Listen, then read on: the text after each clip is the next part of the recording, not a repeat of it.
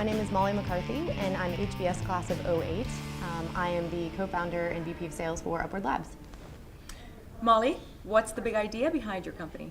Well, Upward Labs is an online tool for crowd-built organization and action. And we're trying to create a simple way for people to collaborate on a very large scale to accomplish their goals. Our inspiration comes from Wikipedia, the open source movement, mass collaboration models, where essentially people come together of their own volition, contributing their passion and expertise to create something of like a product or service of the scale or quality as good as even a company can do.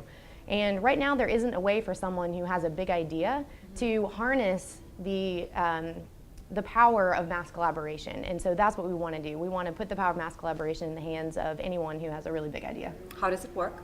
So currently how it works is somebody puts in a call to action. They send it out to their friends, supporters, through social networking and email. Their friends join, they collaborate on the idea, and as people come up with actions that could help move the goal forward, they pose those as an action, and that builds out like a tree, so it's very visual. So if someone comes in 2 weeks later, they can see very easily what the call to action is, who's doing what, and they can figure out where they can plug in based on their own interests and expertise in order to help contribute to the goal.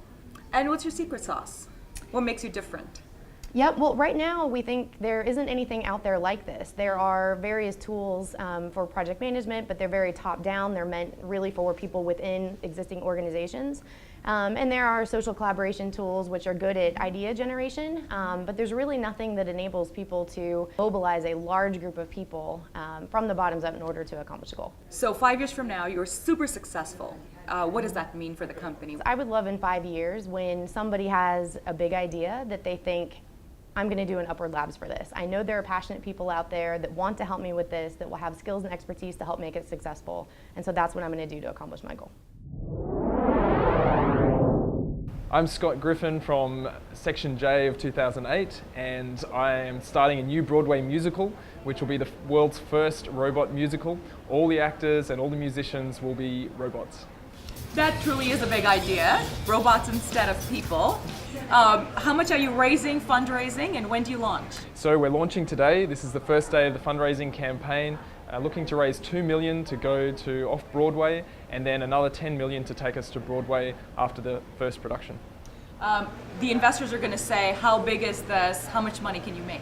Sure. So, the best musicals in the world, $1 billion entertainment enterprises that tour all around the world and go to the London West End and go to Vegas and then expand their brand into other merchandising opportunities. So it's a multi-billion-dollar opportunity. It's a huge opportunity. And you were mentioning earlier to me that there's cost savings because you've got robots instead of people. Talk a little bit about the cost side of the equation. One of the wonderful things about robots is you can do 20 shows a week and there are no union conditions, and it's, they don't quit on you, and you can replicate them. As long as you give them enough power, then yeah. That sounds great. Where are you in the process of actually hiring? You mentioned writers. Yes, so we have a good writing team already, a number of composers who we're working with, and a robotics engineer who has built humanoid robots before. So that's the kind of robots that we're talking about. Some will be humanoid with arms or 4 arms and legs, and others will be robots that you haven't seen before. Cute,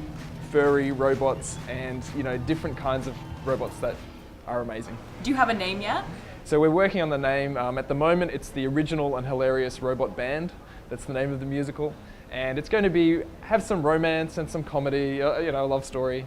When do you plan on closing your round? Ideally in the next 2 months. We're looking to close the rounds and get started. I'll be in New York for the next 2 months and looking for investors there and talking to as many people as I can.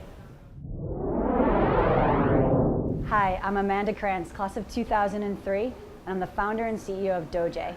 Doje means thank you in Cantonese. Amanda, what's the big idea behind Doje? There's a really big problem in healthcare right now where nurses are getting burnt out. They're not appreciated, and in the healthcare system, they're a little bit behind some of the other industries where they haven't been able to really recognize their top performers. And so Doje makes it really easy for patients and their families to connect directly with these caregivers to show their gratitude. And by tracking these thank yous behind the scenes, their supervisors know who their top performers are, and they can thank you. So that's raising morale, it's reducing attrition, and it's giving hospitals a whole new insight into staff performance that goes beyond the traditional surveys. How does it work? So it's really simple. It works on any device. You go to doje.com right now, and in less than 90 seconds, you can find your caregiver, enter a message, upload a photo, choose one straight from your phone, take a picture if you need to of your kid, if there was that great nurse, and send it directly to them. They can respond, and it's that simple. Rather than having to track them down or go to the hospital, you can do it from anywhere. So is it more like electronic readings or also electronic gifts? We started out with don't give them cookies, give them a massage, because we felt like people wanted to say thank you in a more meaningful way. But our healthcare system doesn't really want to be soliciting gifts. And what we learned is that just saying thank you, showing that gratitude, it means more than any gift. And it allows the supervisors to know who's performing. At some point, our vision is to get people comfortable with the idea that patients and their families want to give something a little bit more, and so we've partnered with gift cards and different people that we could add that whenever facilities are ready. There's one hospital right now that actually wants the gift card, so they can do it either way. For hospitals that want to, they can add a gift, and for ones that don't, it's just the thank you. So you're flexible. We're flexible. And you're not raising money, I heard, because you're already making money. How are you making money? That's right. We've been really lucky that we launched last month, and we've had several major hospitals contact us. It just happens to be the exact right time that they're realizing that they need to do a better job recognizing employees. There's been tons of research showing that appreciated caregivers provide better care, and everything is about improving outcomes, reducing cost, and reducing attrition, and improving the care because people are appreciated, something they're interested in, and they're willing to pay for that. So 5 years from now, you're a big success. What does that mean? I would really be happy that if everyone who wanted to say thank you could, and thousands of hospitals across the country would be using Doje to appreciate their caregivers. Hi, I'm Andrea Kimmel. I'm the founder and CEO of Sweet Kiddos Flexible Childcare Center. We offer on-demand childcare for your children in a childcare-based setting, by the hour, by the day, part-time or full-time. You change the schedule day to day, week to week. It's childcare on your terms. So Andrea, what's the big idea? How are you different from some of the other childcare centers? We are 7 days a week, and we are open evenings as well. And the idea is that today, professional careers they're not 7 a.m. to 6 p.m. when most childcare centers are open. And not everybody needs full-time childcare. You need to be in control of your childcare. And at Sweet Kiddos, you're in control. You change it day to day, week to week. Come for a few hours, don't come for 2 weeks, then come full-time. That's great. So as a mother, I can relate. I think you'd be great. When do you open in the Bay Area? Oh, well, we're in Cleveland now with our first center. We just had our 1-year anniversary last week. We were profitable in our 8th month, and we raised an angel round to get this first center open, and now it's time to raise the next tranche of capital to flesh out the Cleveland market. How much are you raising? $1 to $2 million to do that. And what will be the objective or the milestones with that? Well, 5 years, 50 centers, $50 million in revenue. About $1 million in profit. Fantastic. How big is your team at this point? It's myself, my co-founder is my husband. He's chairman of the board, and we need to get him over soon because I need his full-time help. I'll bet. What was the inspiration in getting started? Personal necessity. I had my first child 5.5 years ago, and along the way it's just been a series of life events that every time, at every turn, I needed Sweet Kiddos for different reasons, not even just always work-related reasons. I had a personal period where I had my second child and he was sick, and I didn't want to be taking my then 2-year-old down to the Cleveland Clinic all the time for his appointments. I needed Sweet Kiddos then, and then I went back to work part-time, but changing weekly schedules, I needed Sweet Kiddos because guess what? Nannies don't want a different part-time schedule every week. Absolutely. And we accommodate that. Location-wise, where are you planning on being based? Is this a corporate center-based or is it a mall-based strategy? Well, right now it's individually owned centers around metro areas, so that you get when we're one center now, but when we're 5 centers in Cleveland, there's a network effect. So maybe you can't get in that day to the center closest to your home, but the center near your work has capacity. So the network Starbucks effect, strategy. It kind of, exactly. Hi, I'm Kate Pickett. I'm HBS class of 2003, and my company is Pickett's Press. Thank you so much for being here today. What's the big idea behind Pickett's Press? Pickett's Press is a line of luxury, customized paper products, invitations, wedding invitations, holiday cards, social stationery, and unlike all of the competition in that high-end luxury market, it's all hand-drawn. Wow. I brought some samples, so we'll illustrate your home. This was for Fashion Week in New York. Oh, that's beautiful. Are you the artist? I am. I'm the artist. I now have 2 other in-house illustrators, but all the designs come from me. And That's wonderful. They're all hand-printed, which is also unusual, letterpress and engraving. How old is the company? We incorporated about 5 years ago, and since then have expanded into 40 retail stores across the Fantastic. country. And we're launching an e-commerce site in August where you can completely customize and buy these luxury products right online. Congratulations. So what are you looking for? Well, we grew very quickly, and this e-commerce site is sort of out of my realm of expertise. So I would really love an operating partner or somebody who could come in and help scale the business. It's sort of plateaued at a level of growth where I can't manage it myself anymore. But there's proven revenues, and we have a very high-end luxury customer base. The brand has achieved significant cachet. There's articles. We made the O list for next September in Oprah magazine. Congratulations, that's So, fantastic. And are you looking for money? Yes, we are. I'm Ethan Anderson, class of 2003, and I have a startup called MyTime. MyTime is an Amazon.com of local services. What we're doing is we're connecting thousands and eventually millions of small businesses to MyTime's platform. What that means is that you can book appointments from one central place and purchase the services from those businesses. These are the businesses are things like haircuts, massage therapists, dog groomers, house cleaners. Any kind of local service you might purchase in your community is eligible to be connected to the MyTime system. So Ethan, how does it work? So the way it works is we have developed integrations into many different scheduling systems that small businesses might use. And that allows us to pull in all their appointment times and also figure out when their slow times are so that we can dynamically price or discount the services during their off-peak times. No, that sounds fantastic. You know, one of the biggest problems with small business is small business acquisition. Right. How are you solving that problem? What's your secret sauce in acquiring customers? Yeah, so it's actually very interesting. We get warm leads from the consumers who use the site because they say, these are my favorite businesses, and they write them down, and we also offer them a $10 coupon as an incentive to tell us. And then our sales team calls the business and says, your client Ethan is trying to book you online on MyTime right now. We've built you a free profile. All you have to do is claim it, and then you'll be live on MyTime. That's great. And then we keep 40% of the revenue for all new customer bookings. So that's part of our business model. Okay. The other part of the business model is that $50 a month to market to their existing clients. Give them appointment reminders, remind them to review after the service is done, confirmations that your appointment is coming up, refer to friends. 5 years from now, you're super successful. What does that mean? So 5 years from now, what I'd like is well over 1 million small businesses in the US have connected themselves to MyTime, and we become an availability layer on the internet. What that means is that Google, Yelp, Siri, Google Now, all of them are using MyTime to determine if a business you want to go to is available and allow you to purchase and book the appointment through their platform, but it's powered by MyTime. So how much money have you raised, and how much are you looking to raise? So we raised $3 million from Mark Suster and GRP Partners in Los Angeles. So we did that about a year ago. We launched the product in February, and with some great traction of 2,000 businesses signing up in Los Angeles, our pilot city since launch, offering over 1 million appointments a month. Fantastic. We think it's time to really start to scale the business up and raise somewhere between $7 and $10 million in the next round. Hi, my name is Anita Newton. I am the class of 1998, Section D, and my company is the Mighty Green Solutions. Go D. So Anita, how did you get into this? Well, I have spent, since graduation, most of my time working with technology and marketing. So we had a lot of good success at a big company called Sprint, and then I left my big corner office for a corner in the office, literally, and I worked for a company called Zave Networks. It's electronic couponing. It did really great things. We loved it. We sold it to Google 2.5 years ago.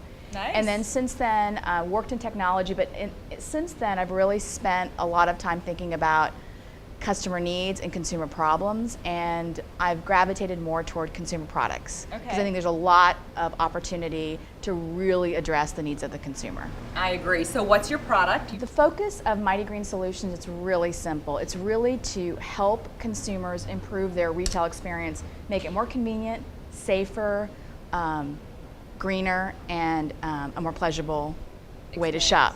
So this is called the Mighty Handle, and what it does, it enables you to carry multiple shopping bags in one hand, safely and comfortably. It distributes the weight so you can carry up to 50 pounds, whether you're walking up a flight of stairs or from the car to the house. It's a great product, but we're really developing a system. I mean, one of the things of Mighty Green Solutions, our purpose is really straightforward, and that is to make it greener and safer. The problem with reusable bags is 1 in 5 bags has been known to have traces of harmful bacteria and E. coli. So we're in the process of working with a leading university to develop an antimicrobial coating that will render bags germ-free. Fantastic. Yeah. That's great. Are you looking for funding? What's your distribution strategy? You know, I've done so much venture funding. We're really trying to capitalize the company through sales. Okay. So we're going to be in retail and online this summer. We'll be in QVC in the fall.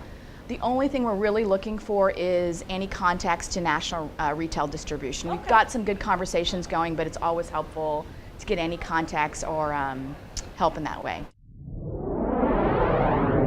Hi, my name is Paco Ibanez. I'm HBS class of '93, and I'm here to pitch Don't Know. It's a website, a knowledge resource for making important decisions in our lives. Sounds very intriguing. Is it a website or a platform? It's a website. It's similar to Q&A platform. Okay. But what we have done is we've mapped the 10,000 most important decisions people make throughout their lives, and we're providing expert opinions on education, health, personal relationships, and providing a space for users to provide their own personal experiences. Our hope is that with Don't Know, people will make better and more informed decisions throughout their lives. How did you collect Well, all we did a that? lot of research, going through different, the questions people ask in Google, Okay. different forums, help. So you did sort of aggregation of those questions? Yes, we did. Okay. Plus, we're providing a space for people to suggest new decisions. It's not a Okay. free format. We are documenting those decisions because what we want to make sure is that there's a certain structure so that you can find those decisions that are important to you. Okay. What are the most asked questions? It depends obviously on the country. Right now, depending on the circumstances and the age group, Okay. it could be situations like dealing with teenage children. Okay, I can relate. That's a very important one. I have a 13-year-old. Yes, we've started in Spain right now, and so things to do with unemployment, how do I reinvent myself? Those are very typical questions. How big is the site? How many users? But we spent the last year documenting these decisions and adding original content from experts, organizations, psychologists, doctors, educators. Okay.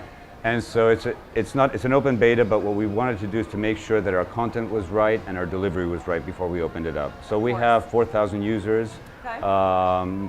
It's a small site still, but we've already documented about 6,000 decisions, and we've got 4,000 with actual content in it.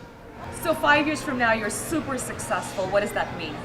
Oh, that means we have hundreds of thousands of users, and that we've helped these people have a better life, make better, more informed decisions throughout their lives.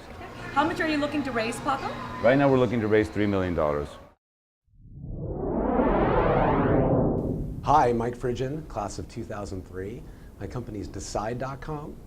We help consumers make smarter purchase decisions and bring transparency to shopping. So Mike, what's the big idea behind the company? The big idea is that in today's world, shopping has become very complex. Prices change by the hour on products. And Decide is predicting when the best time to buy is on products and how to save money and feel confident when you shop. How did you decide that time was the important element that you wanted to focus on? Sure. The reality is more and more retailers have dynamic pricing systems and are changing the price of their products on the fly to compete. And that creates a lot of confusion in the marketplace for consumers by buying at the wrong time and getting burned. So we're using our data scientists and technology to empower customers to make smarter decisions and save money. What was the inspiration? How did you get started with the business? The inspiration for Decide.com really came from an original company that was built back in 2005 called Faircast. It predicted travel pricing.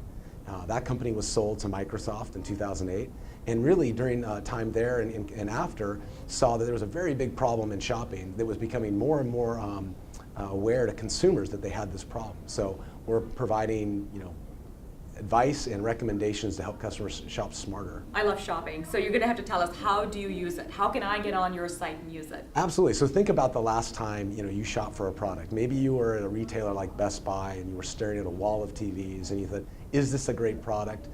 Is this a good deal? We have a shopping app where you can go in and search for the product or scan the product. Just take seconds and get great advice on, should I buy this product and is now the best deal, or should I wait for an even better price? Are you scanning all the categories in shopping, or are you focusing on specific niches like maybe technology purchases? Right. Today, Decide.com is in electronics and appliance and other categories. By the end of the year, we'll be in over 100 million product categories, so covering all the products that you love. All right, so I have a very important question. How did you buy Decide.com? I'll tell you, we had quite an extensive search for the domain, and Decide was the name, was really our first choice because it fits so well with our differentiation, what we're bringing to the marketplace in terms of unique value. So we bought it, and oh, you did buy it? We bought the domain. Can you share for how much? $175,000. That's not so bad. It's not bad. It was about half of what it was selling for. That's a great brand name, absolutely. So 5 years from now, you're super successful. What does that mean? If we've brought transparency to shopping and people aren't regretting their purchases because they feel like they're informed and making smart decisions, that's what success looks like for us. All right, well, I'm heading off to Decide.com to do my next purchase. Okay, thank you. My name is Shirin Khan, founder and CEO of Afolio, and we're making it easy to share memories together. So what is the big idea behind your company? Afolio wants to make it really easy for event organizers to have one place where they can turn their event experiences into lasting memories. And how does it work? So the way it works is you create an album on the web or on our iPhone app, and then you invite people to join, and then everyone can upload content into one simple place. Well, that's nice. And how is it different from Facebook, Snapchat, some of those other programs? Well, what we do is we really focus on an ease of use experience. So we have an iPhone app and a web application. It takes you less than 20 seconds to set it up. And then when you're at an event, it's live and dynamic. So everyone can upload content, and then instantly everyone can access their content from any device, from anywhere. That's good. Now, when did you launch and how are you doing so far? We've launched 2.5 years ago, but our newest app is actually just a couple months old. Okay. And we're based in San Francisco, and we're showing great user traction after we're focusing on events and making it really easy for event organizers to use our service. And are you looking for money? We are. So we raised actually a seed round earlier, a smaller seed round, but now we're raising $1 million seed round, talking to angels and some institutional investors, but we're looking to raise a $1 million round. Okay. So it's 5 years out, you're a huge success. What does that mean? Afolio is the de facto event sharing application. My name is Vinay Bhagat, class of 98, and I am the founder and CEO of TrustRadius. TrustRadius, you can think of us as the Yelp or TripAdvisor for the enterprise. We're trying to bring transparency to the world of enterprise technology purchasing. So Vinay, what's the big idea behind the company? The big idea is that as consumers over the last decade, we've benefited from tremendous transparency. If I want to pick a restaurant to go eat at or a hotel to stay at, there are plenty of resources that I can go to. I can go to Yelp, I can go to TripAdvisor. But in the enterprise, when we're spending tens of thousands of dollars a year on software, many times the decisions we make are career risk-taking decisions. True. It's incredibly hard to get authentic intelligence today. The number one source of information as an enterprise buyer is the vendor. That's true. So I just think it's crazy that there's no way to have an at-scale approach to getting intelligence from fellow users of software. So that's what we're trying to do with TrustRadius. That's fantastic. So how did you come up with the idea? What was the pain that you might have experienced? So I was an entrepreneur myself. I built a software as a service company to about 450 people. And during that time, we bought about 30 different business applications. One of the apps we bought in particular, a human resources package, was an absolute disaster. You know, it was over $100,000 a year of spend for us. And so it just struck me as an obvious kind of pain point. And then speaking to other executives, I heard the same theme again and again.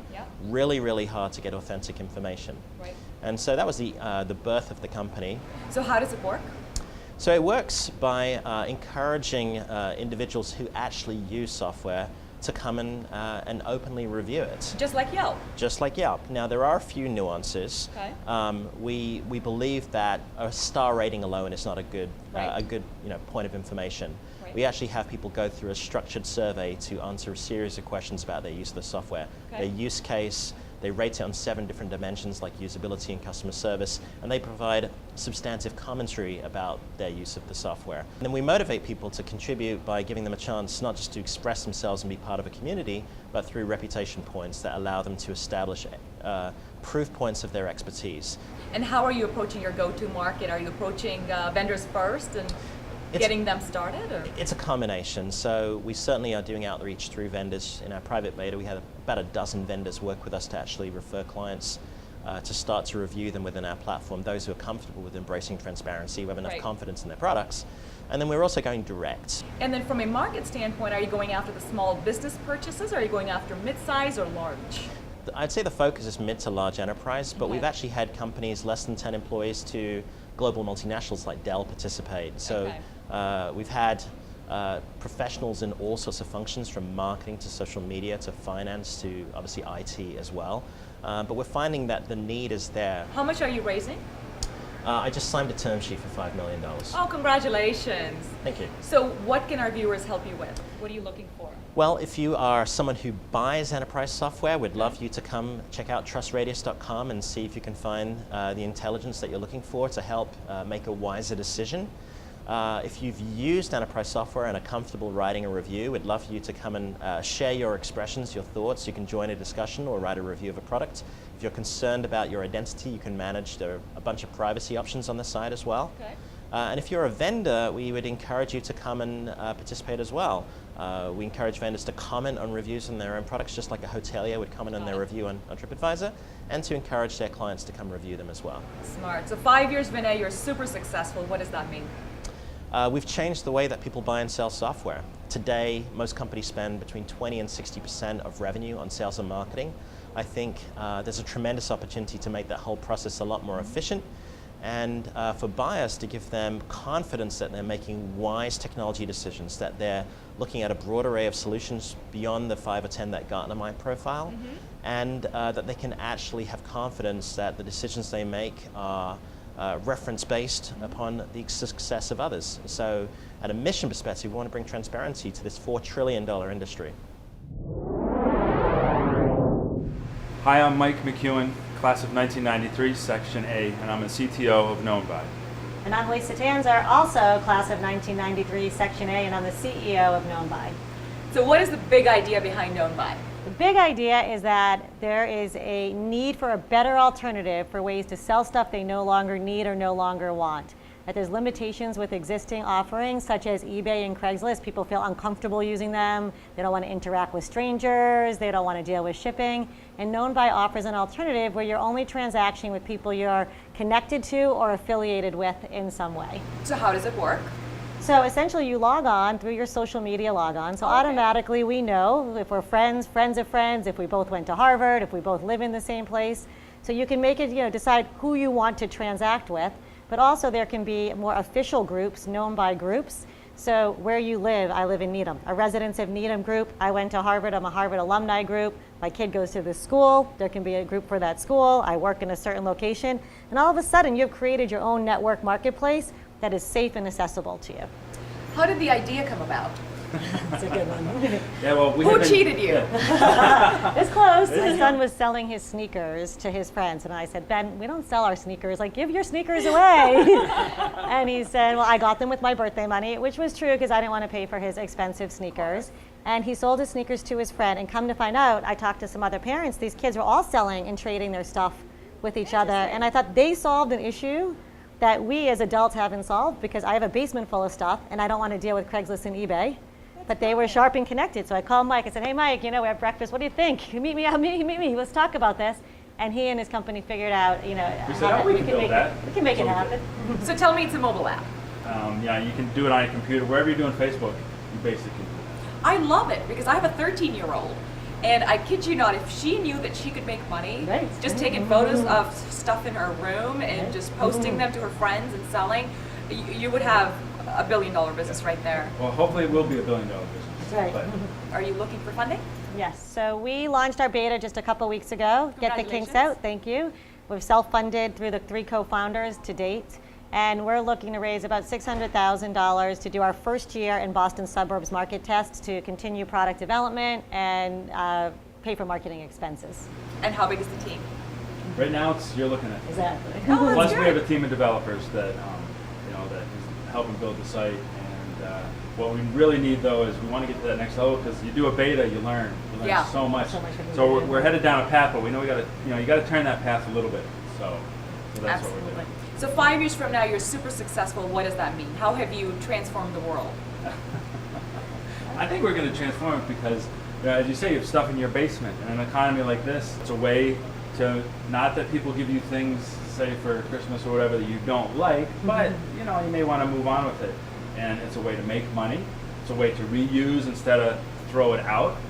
We also think there's a really good market for, instead of making money at it, get that money and funnel it to nonprofits and something else that you want to support.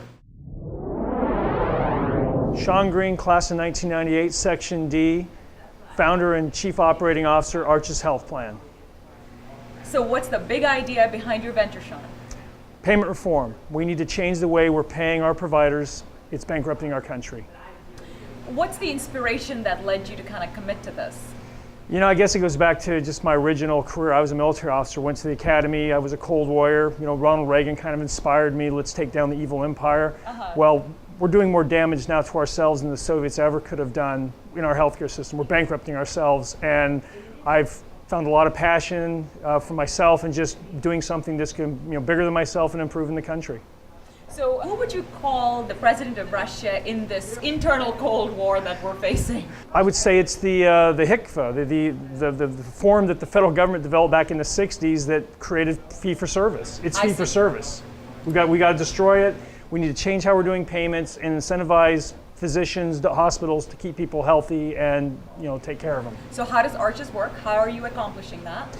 We're working with providers, creating new ideas. How do you realign the incentives, medical homes, paying doctors to keep people healthy? So give us a little more insight into how does it actually work. Give us an example of maybe a hospital you've worked with or a provider you've worked with. And then what's the end game? What's the outcome for the services you do deliver? Well, there's a lot of different studies around the world, around the country especially, where if you focus more on primary care, you can cut total medical spend by 30%. Okay. Our CEO, Lynn Baker, who started the Public Employees Health Plan in Utah many years ago, who we were able to recruit out of retirement, he was able to do something very much like this with maternity, where they were paying bundled payments, and they were able to bring the C-section rate down significantly because all of a sudden doctors were getting paid to just deliver the baby and take care of the baby, not, well, if I do a C-section, I get more money. We got to align the incentives with the procedure and keep people healthy. So how long have you been around? How much have you raised so far? We have been around for about 3 years. Okay. We've raised $85 million of federal loan guarantees under the Affordable Care Act, which I was actually, ironically enough, against, but it is the law of the land. Let's make it work for us. Very nice. 5 years from now, you're super successful. What does that mean for the country? What it means for the country is we're tracking our healthcare inflation with the CPI. It's no longer growing at 3, 4, 5 times the CPI. And frankly, I hope every health insurance company in America steals our ideas and does it too. It's just better for everyone. How much are you raising? We're looking for $50 million nationwide for the 24 co-ops across the country, about $2 million each, and we have a National Alliance, NASHCO, that is helping us do that. Okay. And you mentioned social investors early on. So talk about the type of investor that's right for you. It's a social investor, somebody that's looking to make a difference in the country. There is no wealth here as far as putting money in one's bank account or equity. My wife's biggest struggle when I told her I wanted to do this was there was no wealth here, but there's a wealth as far as making a difference, doing something that matters. And if someone is a social investor and they're looking to make change in the health system in America, this is their opportunity. Hi, Ali Palmer here, founder and CEO of LifeCon. LifeCon is a life coaching and professional advisory and personal consulting business. So Ali, how are you going to change the world? One individual at a time.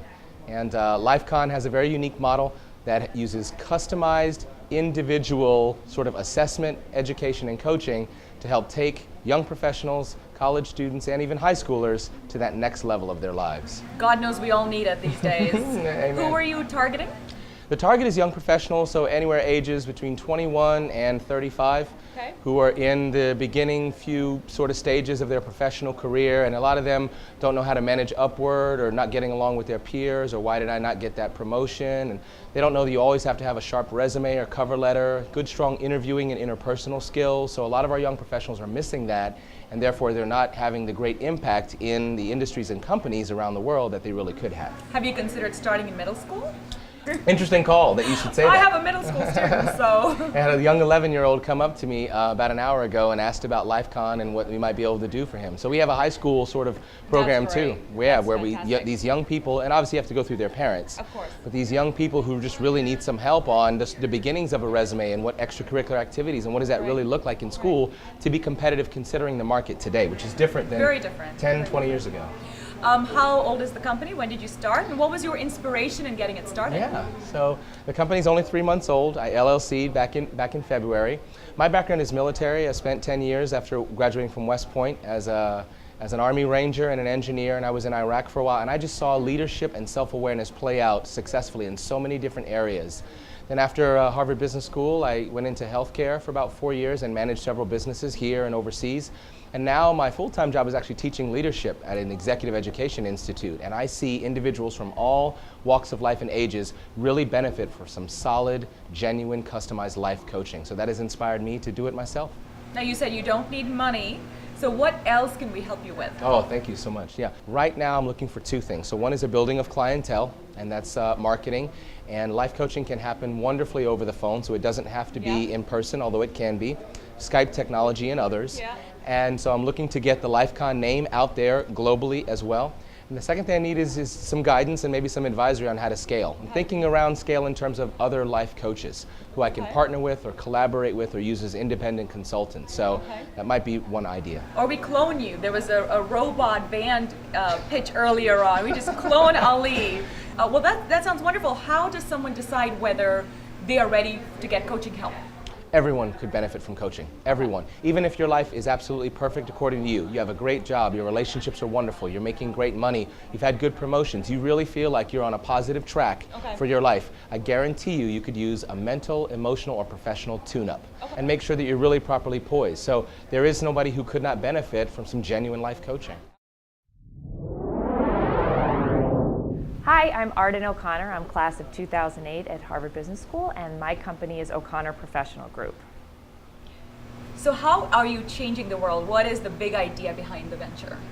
We're here to help families navigate the world of behavioral health. So if somebody has a loved one, a sibling, a parent, a spouse, or somebody themselves is struggling with an addiction, mental health, or eating disorder issue, we're there to help vet resources for them and create sustainable recovery plans.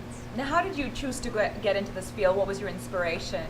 So I have a personal story from the field. I have a younger brother who's a recovering heroin addict, and he went through about 13 inpatient placements. He was in jail for over a year, and I felt like there was an opportunity to help families like ours better navigate the system. So that's an easy answer to the question, how are you transforming the world? I will ask it anyway, how are you changing the world? I think we're transforming the world by helping people in moments of crisis really find high quality resources and helping them develop a system to really keep somebody healthy for the long term. So how are you doing that? What's the secret sauce? We have field-based recovery coaches in a variety of areas that can go in and meet with someone and develop tailored plans customized to their need and really help people figure out what their motivations for long-term recovery and better health might be. How has it worked so far? It's gone very well. We started almost 2 years ago with myself and one other part-time staff person. We now have 8 full-time, a couple of part-time people as well. That's wonderful. Now, are you national? Are you located in specific cities? So we have the base of clients here in the Northeast, in Boston, New York, and in Connecticut, but we do some of our services across the country. So you're not looking for funding. Tell us, how can we help you? No funding needed right at this time, but we are looking for clients, and so I like to share our story in case somebody knows a family out there that might be struggling with these issues. We are also looking for introductions to HR in corporations as well as contacts in the wealth management space. Hi, my name is Gustavo Sauce, HBS 2008, Section B, and this is my wife, also from Harvard Education School. And our company is Version Strength. Basically what we do is we assist parents on the development of their children. So I'm sure everyone as a parent wonder, how can they create value to their children and assist them on their development to their full potential. And basically what we put together is an assessment tool that can create a unique parent-child profile, and based on that profile, leveraging theories such as state-of-the-art theories, such as multiple intelligences, positive psychologies, and many others, provide a unique and better recommendation to the specific needs of each parent and child. How does it work? So I'm a parent, I have 2 kids. How would I use it? Okay, I've been doing this type of work on an individual basis, on face-to-face for the last 15 years. Oh, wonderful. So we came up with a chance to actually do it online, so we can help more parents. Okay. So let's say on an online basis, what we will provide, you will just have to select a kind of complete a questionnaire. So we will come up with a specific profile of your child's characteristics and what are your parenting styles. And with that, it will come up different suggestions, like tailor-made suggestions on what kind of games, activities, and products you can use for your child. That's fantastic. Now, do you have a patent behind that process or that algorithm? No, we are developing the patent. Okay. But actually it works with all the theories, so the interesting thing is not only recommending, but also recommending with the background on how to leverage on that. Got it. And now, is it for physical toys and activities, or also virtual and online? It's for both. It's for online games and programs to enhance cognitive and social skills, let's say. But it also is about recommendations for specific toys and board games that you can actually play with your child. Now that sounds great. So are you looking for funding? Yes, we're looking for funding. How much? Well, 2 million to develop the entire algorithm and to come out with the site. The interesting thing is that we don't need to create an e-commerce, because we just source from the existing product. But what we do is we provide the recommendation, and also as a point, okay, what can you do with that toy? You know, how to best approach the child and develop the skills. Hi, I'm Sarah Conti. I'm with Section G of 1998, and here as co-founder of PrestoBox. Thank you for being here today. So what's the big idea behind PrestoBox? PrestoBox is bringing brands to small businesses. We're a software company that automates the branding process. World's first brand in a box. Now that sounds like something almost impossible to make happen. How have you done it? We have a patent pending technology that we have developed over the past 10 years using data. And we now have launched that in the last year to small businesses. We determine your colors and your fonts and your images and your brand personality in 12 easy questions. And it's all automated. It is and all automated, all online, and that's beautiful. That piece is free. Who are you going after? What's your target customer base? Our target customer is the small business, actually the very small business. Well, the small business that can't afford the $40,000 in agency fee that they go to right now, they want to get a brand, they know they need it, but they can't afford that price tag. So instead they go online, they're faced with a barrage of DIY templated choices. Exactly. But for someone who wants more than a template but can't afford the agency, there's only PrestoBox. I hear you're looking for funding. Talk a little bit about how much are you looking for? Yep, we're looking for just under $1 million in funding initially. We're doing an angel round, a convertible note, and then we'll scale from there. That sounds good. Yeah. How are you going to change the world with your product? We are changing the world because we are taking that really frustrating problem. These small businesses can't afford branding, yet when you look small, you stay small. So we help them look good and grow their business. Now that's fantastic. 5 years from now, you're super successful, Sarah. What does that mean? We are helping millions of small businesses establish a brand and grow their business. And we took a really tough process and we made it easy, fun, and affordable. I'm Rahul Mandale. I'm class of 2003. I'm Sava Marinkovic, class of 2003. And we are the co-founders of MySkin. We help users understand their skin and connect with the right products for their skin. How are 2 men worried about women's skin? How did you get involved in this? So our background has been in different areas at the periphery of skin and medicine. And we realized that skin's the only organ that people hadn't figured out how to measure the health of. So we decided to put our energies and our resources together to help crack the last frontier of organ health measurement. Well, I know you'll be very popular with women, so how does it work? How can I use it? So in a very simple way, we have a small device which measures the health of skin, which prioritizes what you need to do for your skin, and then connects you with the right treatments and products that will make an impact for your skin. Oh, and how much is the product and where can I get it? So we have two versions that we have developed. One is for spas. So you walk into a spa, they subscribe to our service, they use this device so that it can help their customers connect with the right product from within their inventory. And the second version that we are getting ready to launch is a consumer technology. It's a consumer-based device that would connect to your iPhone or your mobile phone, and you could do these scans at home and figure out what would work for your skin. Now, who are you targeting from a consumer perspective? Is there an age group or a profile? With these two different businesses, one targeted towards spas and the other targeted towards the at-home consumer. The spa goer is a more professional person, so we're targeting spas who care about anti-aging and other aging-related concerns. And the at-home segment that we're thinking of getting into, the teenager with acne, where we can help them answer two key questions: A, when is my acne going to go away? And B, what should I do now so that it can help eradicate my acne? Now, you mentioned that you work with a lot of different products to recommend. How do you decide what products to work with? So we have built one of the world's largest databases of products. So we have over 150,000 different skincare products alone in our database. Yes, most of them are global. This device connects with the phone, or at the spa it can connect with it gets onto this internet platform, which can bring social into the equation, so that you can factor in social experiences on these products, so that you can bubble up the right product. Are you funded? Yes. So we've done 2 rounds of financing, and we are now looking at a Series C. Okay. How much are you raising?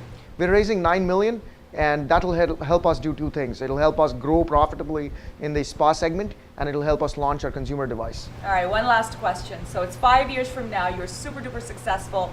What does that mean? So that means that we have made the world a more beautiful place, because everybody's skin will look much better. When you put a smile on my face, I'm going to be buying one of those devices. Hi, I'm Brian Hoskins. I'm founder and CEO of Slingcast, and we are changing how local businesses are doing loyalty marketing. That sounds like a really big mission. How are you going about doing that? So we're doing it in a few ways. One is we're making it very easy for the local business to get signed up. We found that it's very difficult for local businesses to understand what to do with marketing, and specifically what to do with loyalty in particular. And what we do is we ask the merchant for 6 items or services that they offer in their business, and then we will create a loyalty program for them, and we'll adjust that according to how their consumers are reacting to it. If I'm a restaurant, do I pick 6 menu items? Yes, you pick 6 menu items. It could be a soft drink, it could be 50% off a meal, and then what we see is real time as consumers are interacting with that and redeeming or sharing across social networks is how important that offer is to people and how valuable it is. And we're able to differentiate that and change it according to how people are reacting to it. So you're even helping really small businesses decide what loyalty rewards to offer. Because that's always this very difficult question for small business owners: what do I give? And what do my consumers value? Exactly, yeah. So how old is the company? The company's about 2.5 months old, so we're brand new, but we've already run trials and we have a working product in market. And how did you get into this? I mean, talk to me a little bit about your background. So I was 8.5 years at Microsoft, and one of the things that I noticed is a lot of local businesses want to use technology, but they're really not sure how to approach it. And they're relying on a lot of legacy technologies like newspapers, yellow pages, direct mail, and they understand they need to be involved in social media and have an online presence and increasingly mobile, but they really don't know what to do and they don't have the resources to do it. So we package this up in a very easy way that businesses can come in, get set up, and instantly mobilize all of their activity and get real information back about how their customers are interacting with their business. Okay. Now, there's about 100 or so loyalty mobile players out there. How are you different?